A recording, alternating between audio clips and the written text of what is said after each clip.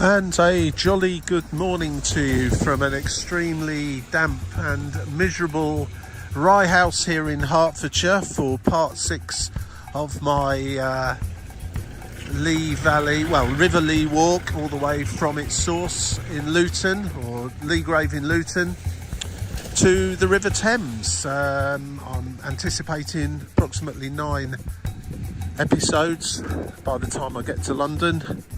That, however, might change slightly. And if you were with me for episode 5, which was, I think, a good 6 weeks since I was able to do that, it was a very hot, sunny, beautiful day. And just 6 weeks later, as we get into autumn, it's towards the end of October now, and the first date I've been able to get back out on this walk, and the weather has changed somewhat, so I shall see how we carry on today. I'm wondering what we'll see along the canal on such a dismal day. I imagine all the folks that live and work along the canal will be staying truly indoors inside their boats and houses alongside the Lee navigation, which is where I'm walking now. The weather is due to improve as I go along, so hopefully it won't continue quite as wet and soggy as this.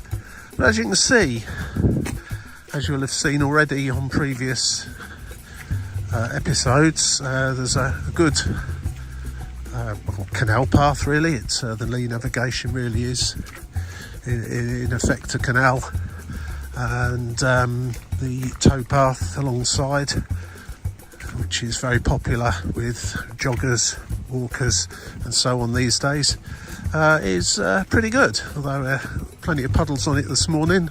And as you'll see, as autumn has kicked in, lots of leaves falling off the trees. So let's head off. Today's walk, incidentally, is going to be to the Lee Valley Showgrounds near Waltham Cross, Waltham Abbey area. It's round about 6 to 7 miles, dependent on how much I deviate off the walk along the way. And he's okay, he's happy. And yeah, I mean, 6 weeks ago, after walking the previous section on part 5, I popped in there for a very, very enjoyable cold drink. Really, I need a hot one today. Anyway, let's carry on. Here comes a boat in the other direction. I'll get some footage out when they get a little bit closer. But this is a busy waterway, and a lot of leisure boats too, or old working boats that are now leisure boats, ply their way up and down here, even on soggy old days like this. So first of all, where are we? So if you've just jumped into this series of videos at episode 6, but you want to watch them all in order, then I'll suggest you stop watching now and head back to number 1. It'll already be out there somewhere. If you click subscribe and then go to the channel, you'll soon find it. I'll issue them in order once they're all complete, and you will see me get as far as here, or just back there a little bit, in episode 5. Now, Rye House near Hoddesdon, Hertfordshire, on the southern end now of the county of Hertfordshire. We joined Hertfordshire somewhere between Luton and Harpenden in episode 2, and I've been in Hertfordshire ever since. Gone through the towns of Ware, Hertford, Hatfield, at least very close to them, and we're going down to Waltham Cross, Waltham Abbey area today. And yeah, the rain doesn't seem to be easing slightly, which is good because I was already quite wet there. Getting closer to London now, of course. I think we're probably somewhere in the range of 20 miles perhaps, probably less than 20 as the crow flies, probably somewhere between 20 and 25 miles, winding our way along the river and navigation as we make our way to the River Thames. So yeah, proceeding nicely. Some interesting boats along here actually. These traditional old longboats there. Now that is that like a service vessel for oil rigs, something like that? Maybe Shat Harding. Does that ring any bells with anybody? We all like a bit of alchemy in our lives. Here's a boat named after it.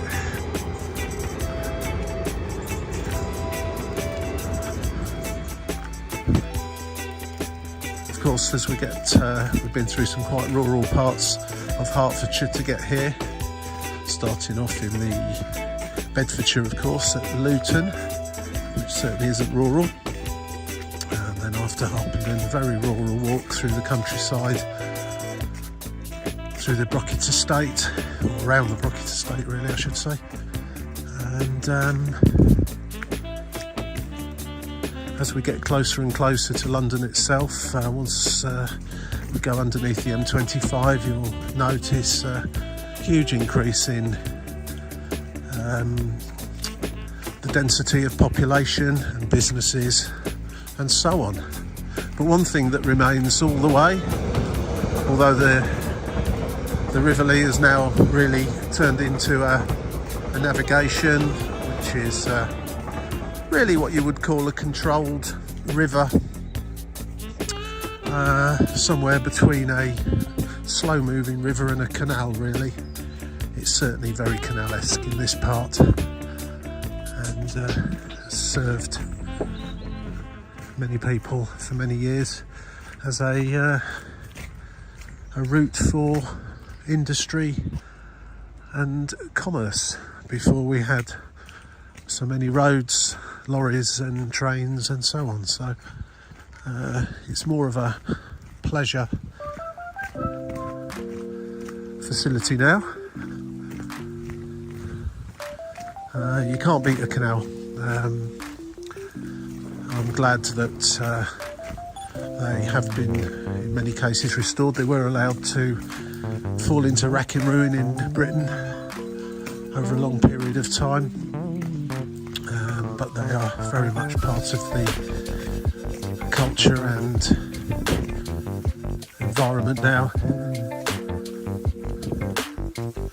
and a great place to go and take walks, boat rides, and spend some time next to some water. I don't think I'll be attacked by midges and mosquitoes and things like I was in the last episode today. But I'll probably end up with very wet feet.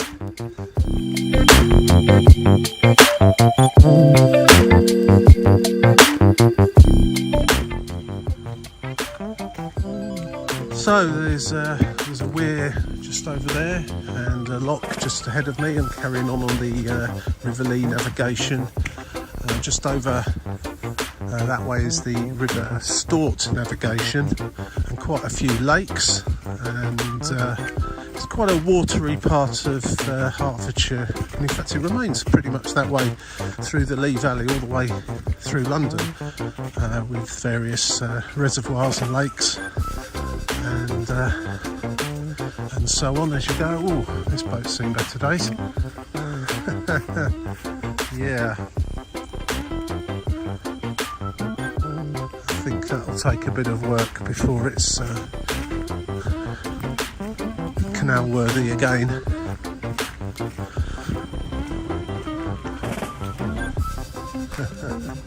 Oh dear.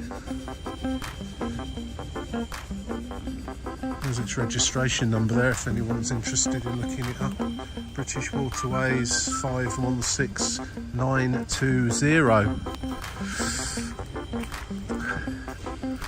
I might look that up myself later on to see what it has to say about it.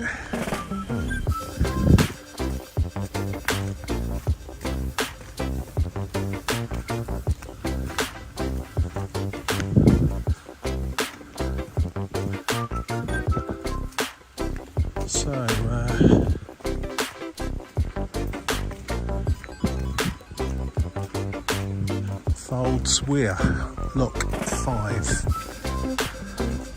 think that's probably pronounced. Just very muddy and puddly just here. Let's go around this way. Fields, Fields.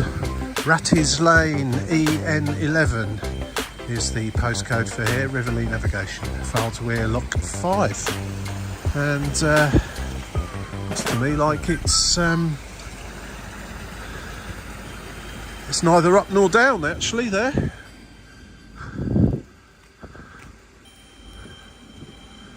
There's a sign sending you over a little bridge here, over this end of the lock, towards a public footpath towards the River Stort.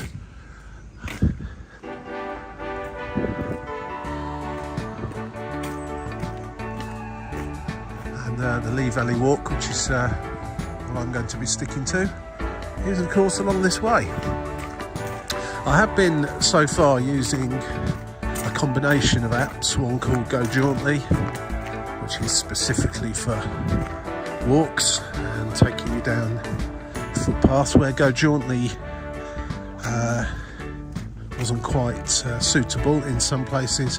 I've been using Google Maps, but of course anyone that goes walking with Google Maps knows it does very often send you walking down busy main roads, as you'll see in I think episode, I can't remember now, 3 or 4. I ended up, without having to do about a 5-mile detour, a walk along a very busy main road, which was very unpleasant, I have to say. And I was nowhere near the river either, which anyway, it just goes to show how things, how the river just winds its way through sometimes private land that you can't walk on, and areas where it is perfectly accessible to the public.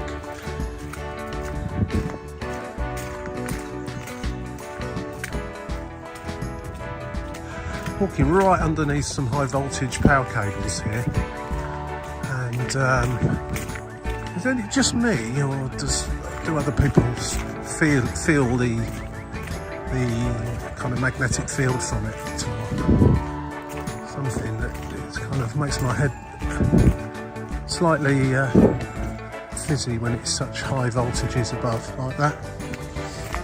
Maybe it's just my imagination, but it's very peaceful and tranquil down here by the water. You just get to one side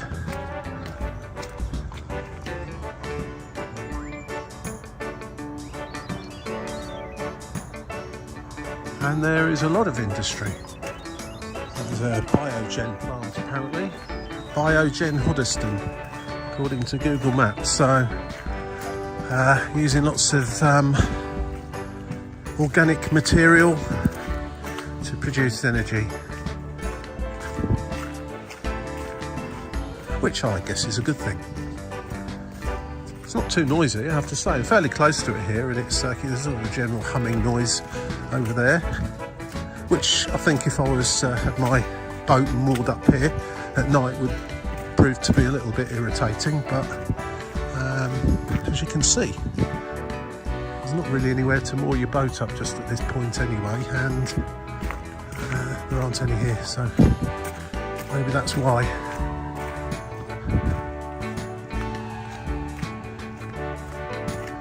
Certainly, I don't know if I mentioned this, but on top of the 9 or so individual videos of this walk, I will, just for fun really, combine all 3 with just a bit of music playing, and speeded up obviously, of the entire walk from Lee Grave to the River Thames. And I don't know how long that will last.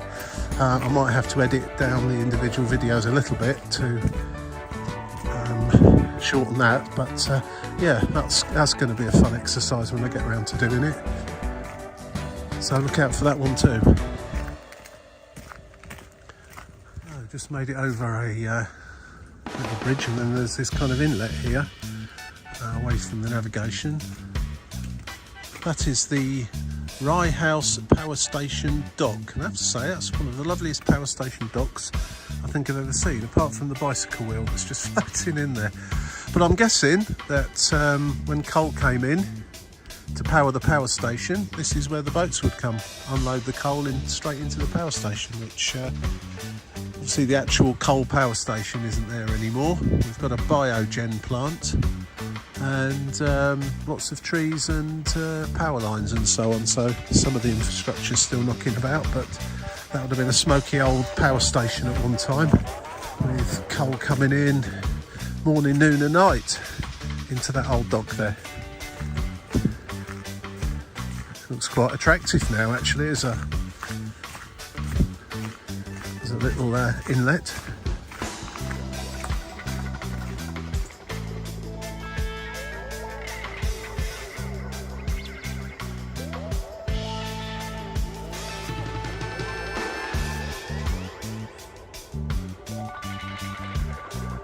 Yeah, so there's a sign there saying no fishing, and then there's a much older sign there which probably needs to be taken down. Members and day ticket holders only. That's obviously for fishing. Day tickets from bailiff on the bank. So there's a slightly contradictory signs there. One saying you can't fish at all, the other saying you need a ticket if you're going to fish it. So I presume the newer sign is the one.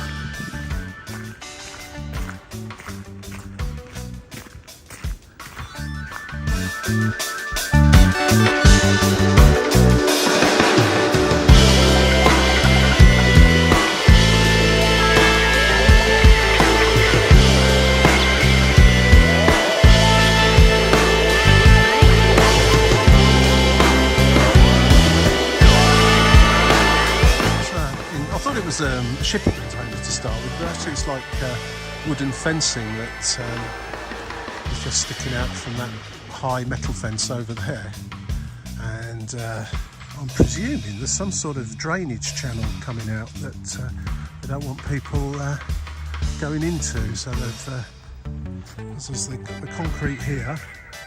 Let's just pop the camera over the top and have a look, see what we can see. Ah, yeah. Some sort of outlet pipe, presumably clean water or rainwater or so on off the building, off the drain pipes.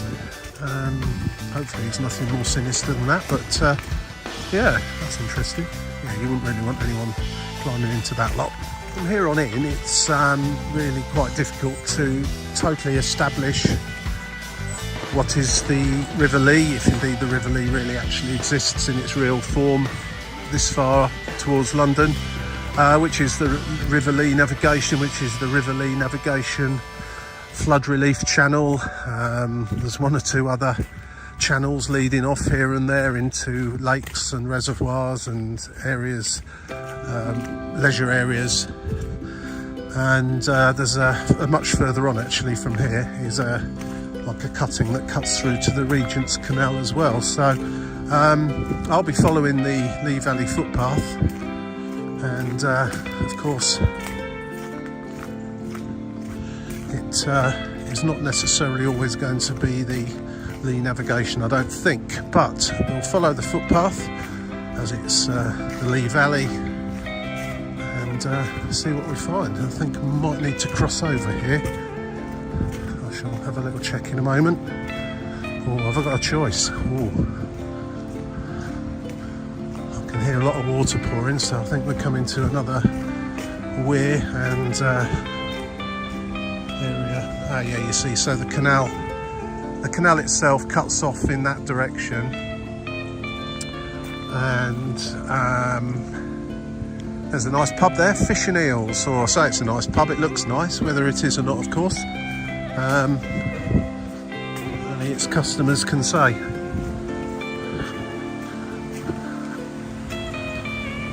Right, need to make a decision now. Where this is all called, and just looking at the map, this looks to be the direction to head across here. Now, the downside, of course, of coming in mid to late autumn on a rainy day is that there's not really many other people around, because it's usually quite handy to kind of just stop and have a chat with people, and they'll say, oh no, take that route, take this route, no, you don't want to go that way, that's the quickest way, but that way's nicer, and things like that. Like, a bit of local knowledge is always useful to pick up. Of course, there isn't anyone hardly about today, which is also nice, but for information purposes. It's an interesting little area, this. The water management engineering here is quite interesting.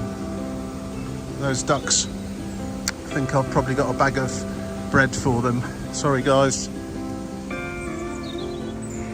Right, so crossing over to the other side now. I'm gonna, the only thing I can do when I can find the actual signs, they're not always in evidence, is follow the ʻliː Valley Walk signs.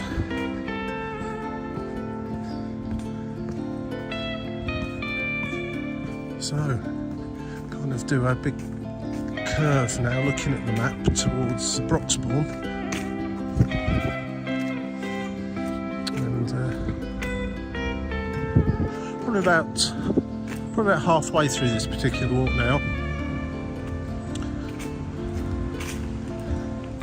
Lee Valley Showgrounds, I think they're called, which I shall call it a day for today.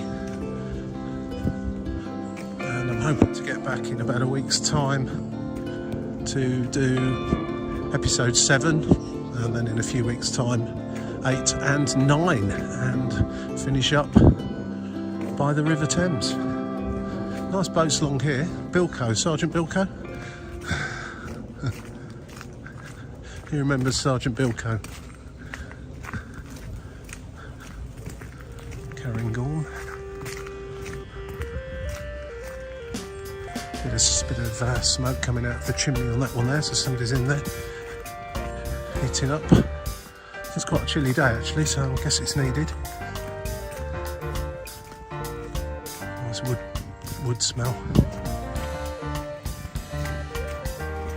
Just over to the left of me, which I guess are relief reservoirs for excess water, which have been converted into nice public spaces.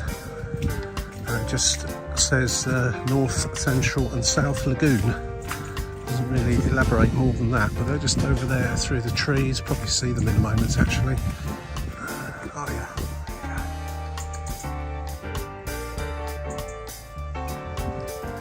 Presume they've got another name other than that. Just go up to another lock actually. Thought the canal was beginning to be above the level of the surrounding land.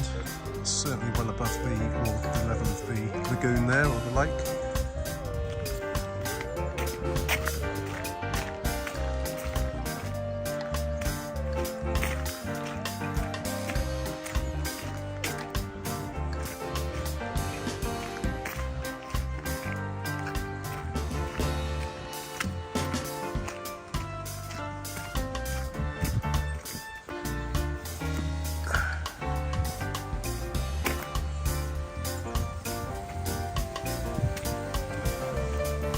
Dobsweir Lock 6.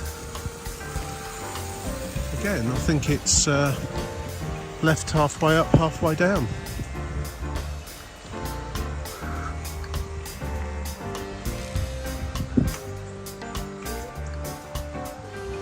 Guessing it's left like that on purpose to stop people. If the water's at the same level as the inside of the lock, then you can open these gates, and without the lock gate key or whatever they're called, to let the water through. Right, so what's the sign here? Nazy Meads. There is a lot of water around this part, so we've got Glenfaber Lake, River Stort, Rye House Gatehouse, Rye Meads Nature Reserve, Roydon, Station, Harlow, to give you an idea of how close we are to those places. And I think we must have just passed the Lee Valley Caravan Park back there somewhere. I didn't see any caravans, but... And do you know, it seems like a heck of a long time since I walked through Ware. I didn't actually go to Ware railway station. I walked through Ware, and that's only apparently 5.5 miles away, but because it was amount of time, it seems a long time ago and a lot further away than that, but there you go. I'm pleased to report the rain appears to have stopped now and the skies are brightening up a little bit. It's always nice to come across a sign here and there when you're on these walks, rather than just constantly checking out your Google Maps or whichever.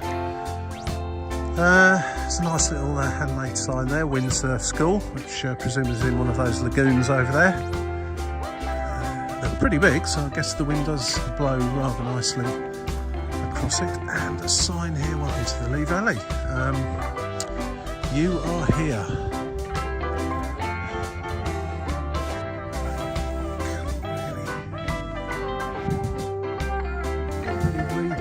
There's the caravan park I walked past, heading along this way towards Hoddesdon. It's quite a large area that map's covering. With a list of various places that are in here, in this general area, and some of the wildlife that you'll be able to see while here, mostly birds, of course.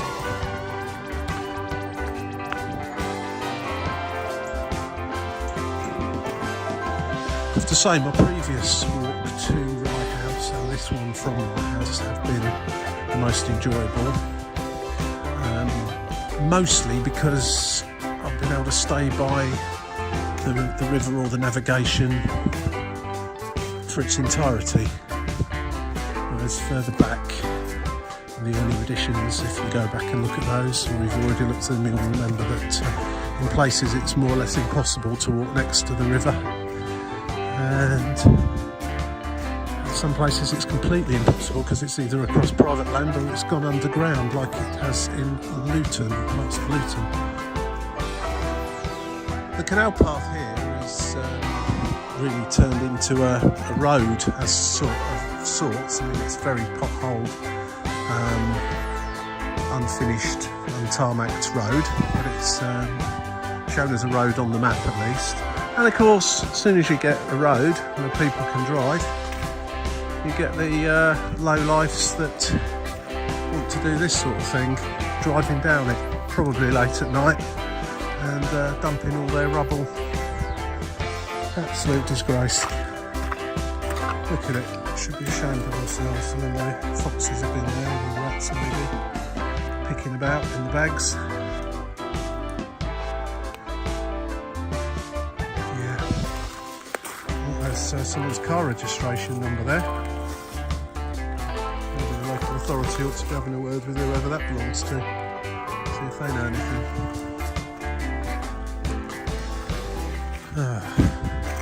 Do you know, this walk was going great until I see that. It really is, I find it quite soul destroying actually when people have just deliberately driven down this bumpy old track next to a canal and just dumped all this crap basically in the hedge. Look at it all in there.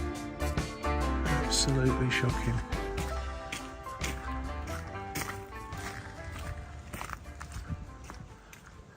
No excuse for it at all.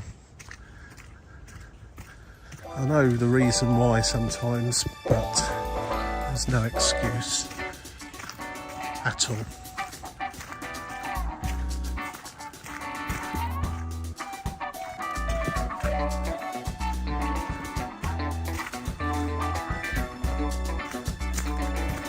at it, more of it. There we go again. Just turn up, chuck your stuff into a hedge and drive off. Well done. As I've said on previous videos on numerous occasions, if the people that do this sort of thing are watching this video, which I highly doubt. People that do that kind of thing spend time watching videos about walks in the countryside. But if you are, or you know someone that does it, tell them I think they're a beep, beep, beep, beep, beep, beep, beep. Cannot say the words, obviously, on here. Now I've got to navigate this massive puddle. This road really does need a bit of work doing on it, because there has been quite a bit of rain recently, but it's really quite in poor repair. It's not so bad that the fly tippers can't get down here though. Shocking. Rant over. Trying to find the next lot, of course.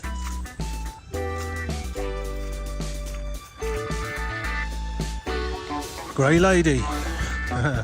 Some nice boats just moored up here, and we're coming up to there's another weir over there to let the excess water find its way round.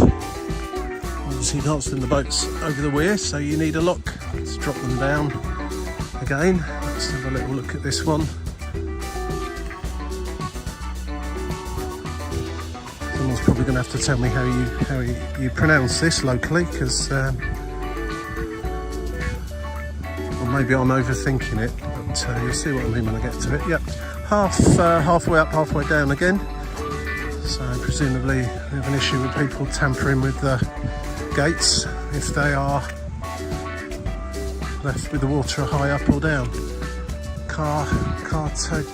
Cartagena, Lock 7. Nazy New Road EN10, Enfield 10. So we're getting there. It won't be long before we cross under the M25, and most people consider that to be being in London. It's not quite really in a lot of cases.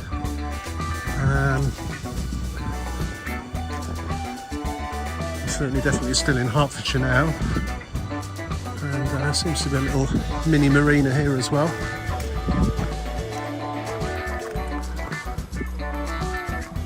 Just listen to the sound of that. Don't they sound brilliant? Absolutely excellent sound.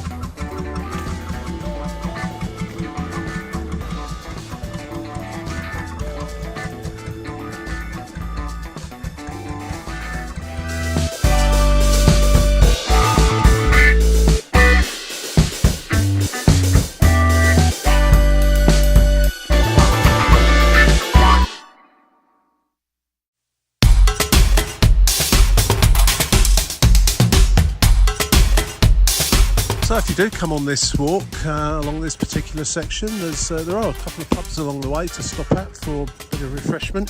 That one's called the Crown, and we've crossed over the towpath on the other side again now.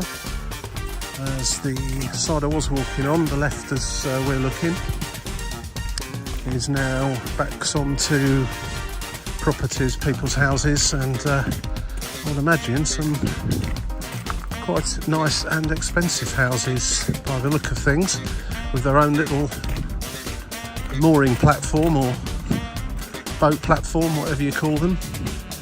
I mean, how fantastic's that? That's great, isn't it? See those houses there?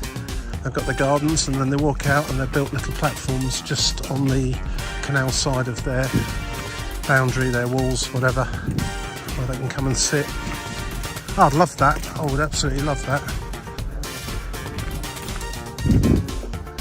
Beautiful.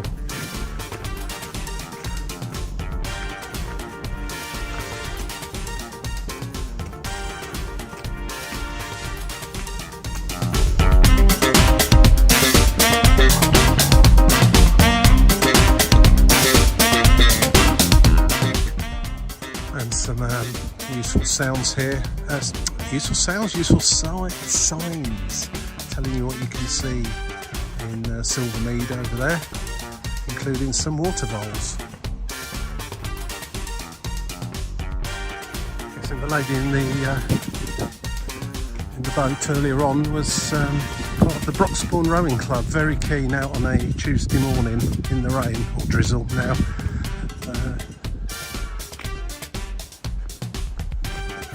Good on her. Railway line just over there. That's the same line we've been walking next to for quite a way now.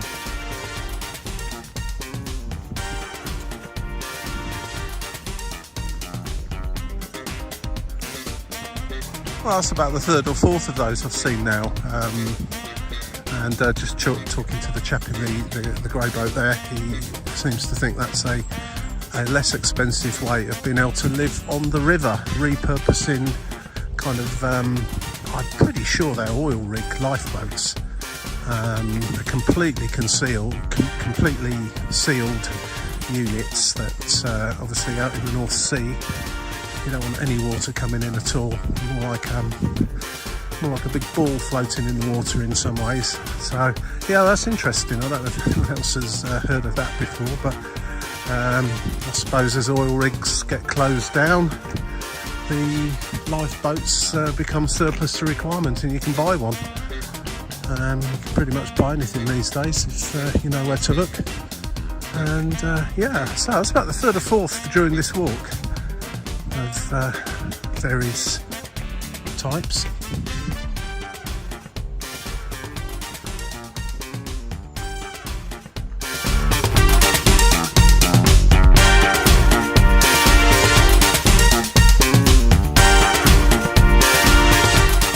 You can read that sign or not. It says 15 miles from Old Ford Locks, which I understand is where the Hackney Cut begins. So still a little way to get to that River Thames, because that's still a little way it's in itself from the Thames. So I'm thinking we're probably still heading towards about 18 miles, I would think, from the, in total, from here to the tidal River Thames. So yeah, 15 miles. So that's going to be in another couple of episodes.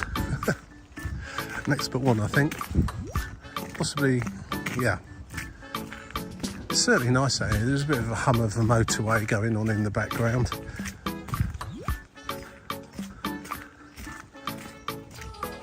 Hello.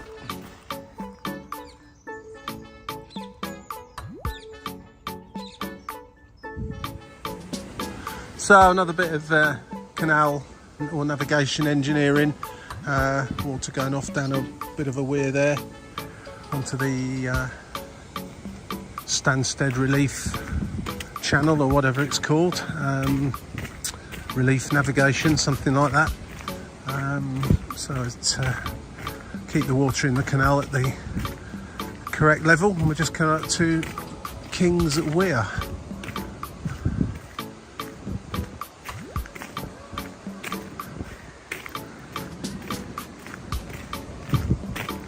And it's suggesting small boats keep back, presumably so they don't get sucked underneath the barrier there and over the weir, because that's a rather unfortunate thing to happen.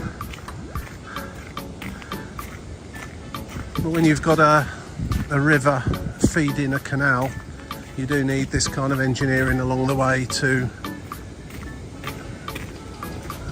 stabilise the water level, particularly when there's been lots of rain, but also when there's not been much rain, to make sure that the canal level stays as it should do. And if it was had been a very prolonged dry period, there'll be little or no water going down the weir there. It would all remain within the canal. It's all very clever stuff, based on gravity, of course. People on the top of a bridge there, I don't know what they're doing. Meeting up for a ramble, I would hazard a guess at. It's about that sort of time you would meet for a ramble, and that kind of place too. Oh yeah, definitely. There's a few of the walking sticks there as well. I have a feeling the canal will be dropping down by means of a lock fairly soon, because the land each side, Holyfield Lake I think it's called, just over there, and the Lee Pond or something, just over there through the trees are well below the water level of the canal now, so the canal needs to drop down. It's a great habitat actually, considering how close we are getting to the outskirts of London itself. It really is, and it's pretty well protected from here on in through to quite deep into London actually.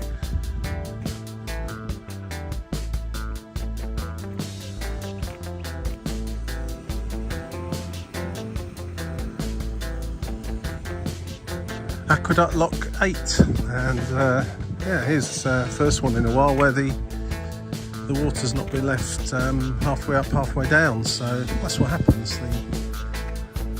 The gates open at the level that is the same as the canal. Not really a big problem, I don't think, other than people messing about with it. If the water's halfway between the two, you can't move them. Quite a big drop here actually. I noticed the land on each side of the canal was quite a lot lower for a while.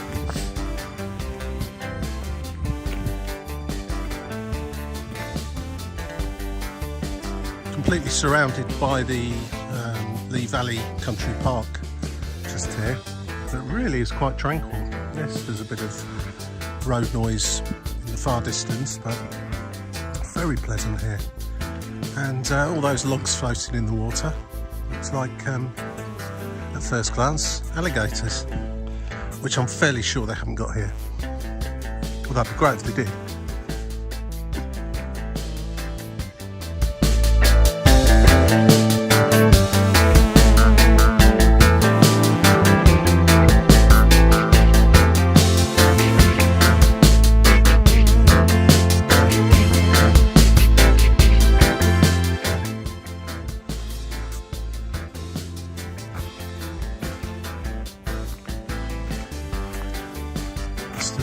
Decided to not repair this bridge and replace it with this wooden footbridge over here.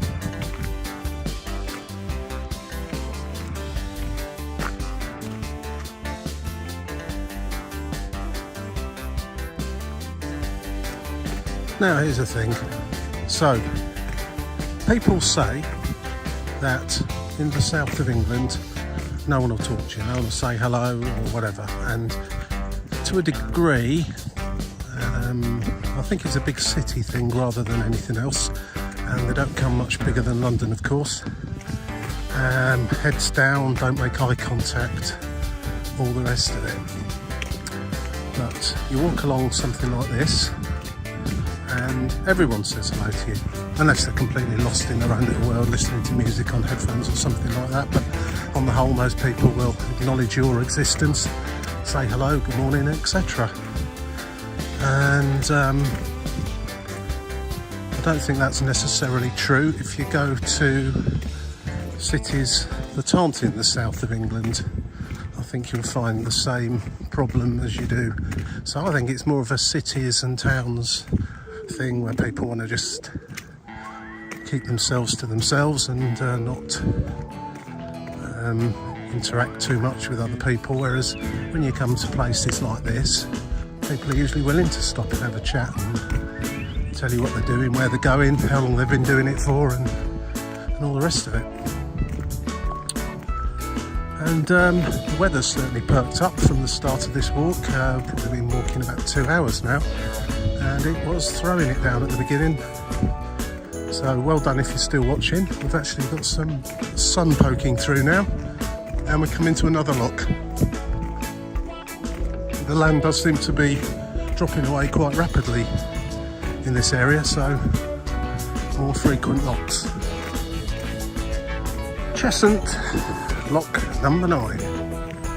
Now then, if you look over in that direction, although the lock's dropping down maybe another 3 metres or so, the land over there, where the lake is certainly a lot lower than that.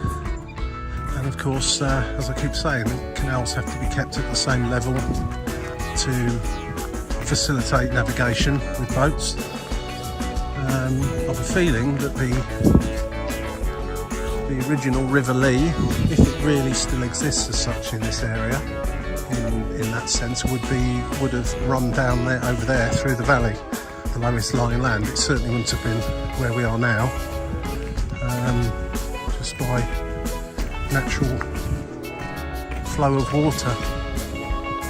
When you look on a map, to the left of me is just a massive series of lakes, all joined by little channels that run parallel to the navigation, with a series of sort of little weirs and sluices and things like that to keep the water level here at the correct level, and those being the balancing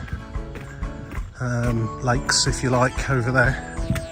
So while it pumps water from the River Lea at one end to feed this canal, excess water, and there certainly has been a lot of it over the last week or so, gets sent over to those lakes.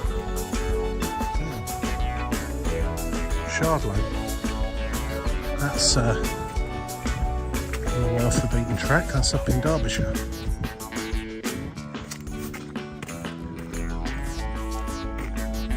I think, correct me if I'm wrong.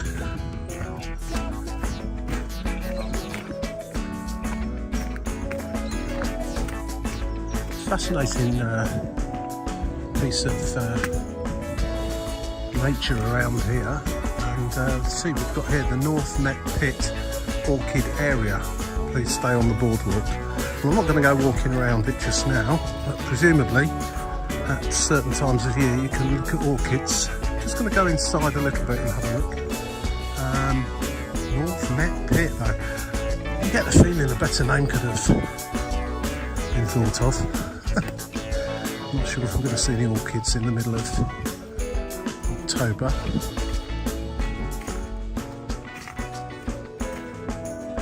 Orchid Discovery Trail in the Lee Valley Regional Park. Follow this waymarked trail and get close-up views of these beautiful and scarce plants. The route is approximately 2 miles, 4 kilometres, and will take about an hour and a half to complete. The orchids are only in flower from late May until July, so yeah, I've missed that by half a year. This is one of 3 information boards on the Orchid Discovery Trail. Well, there you go. If you like your flowers and like orchids and walking, then get yourself down here, the Orchid Discovery Trail in the Lee Valley Regional Park. I would guess that is well worth it if you like looking at orchids. Hopefully the orchids are left alone and not picked or anything. Nothing would surprise me these days. Right, I think I've probably got about another 1.5 miles to the end of this particular walk, so I'm going to power on now towards the end and put the camera back on once if I come across anything of interest, which I'm sure I will, because this has been a very interesting section, albeit a somewhat soggy one.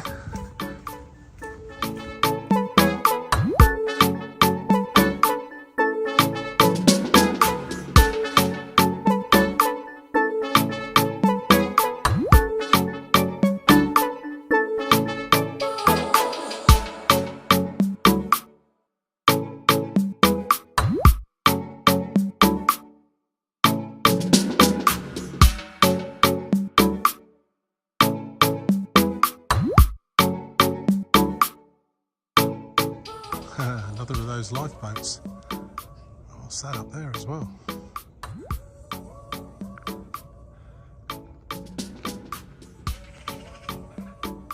Found a bit of activity. Just come up to another lock here. There's actually a boat in there. Not sure if they're going up or down. We should go and have a look.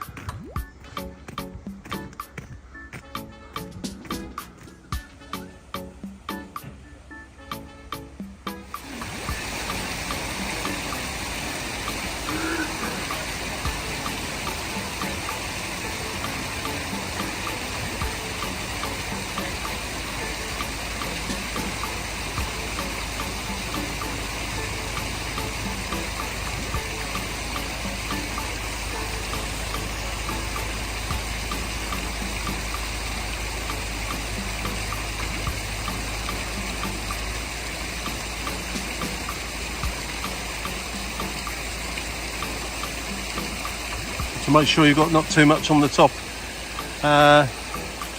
of your boat there, otherwise you'll be hitting the footbridge at that end. Just making it. A little Christmas tree there is just going to just rub on the underside of the footbridge. And now she's going to jump off and close the gate unless there's someone waiting to come in the other direction, which doesn't look like there is. That's Waltham Common Lock number 10. Finally the sun comes out properly. It's turned into quite a nice day compared with the almost torrential rain I started off in. Anyway, getting towards the end of this section of the walk, and is it the A121, A112, something like that? I can just hear it ahead of me, and that's where today's walk will end. And that's also the intersection, or where the ~liː navigation here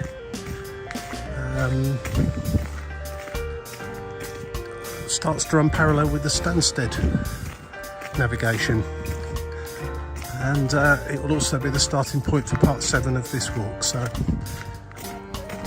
it's been a very interesting day, seen some fantastic things, and hopefully as we head on further in towards London in the next few episodes, we'll see some other great stuff as well.